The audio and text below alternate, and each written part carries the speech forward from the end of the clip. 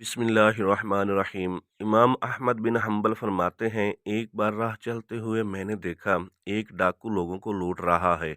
कुछ दिनों बाद मुझे वही शख्स मस्जिद में नमाज पढ़ता नजर आया। मैं उसके पास गया और उसे समझाया कि तुम्हारी ये क्या नमाज है।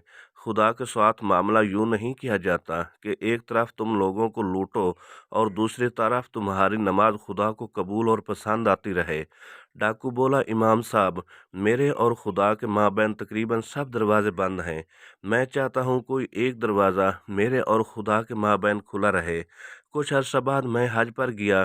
तवाफ के दौरान देखता हूँ एक शख्स काबा के गिलाफ से चिमट कर खड़ा कहता जा रहा है, मेरी तौबा, मुझे माफ़ कर दे।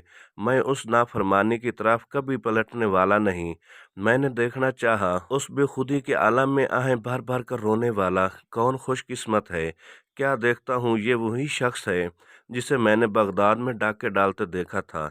तब मैंने दिल में कहा, खुशकिस्मत था जिसने खुदा की तरफ जाने वाले सब दरवाजे बंद नहीं कर डाले। खुदा मेहरबान था जिसने वो सभी दरवाजे आखिर खोल डाले। तो कैसे भी बुरे हाल में हो, कितने ही गुनहगार हो, खुदा के साथ अपने सब दरवाजे बंद मत कर लेना।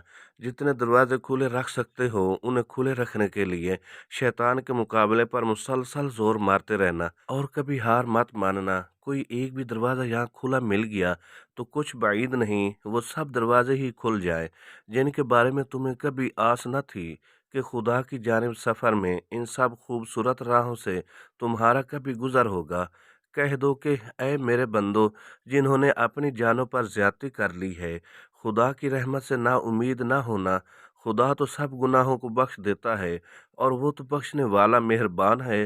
रुजू कर लो अपने परवरदिगार से इससे पहले कि तुम पर अजाब आ वाक़े हो।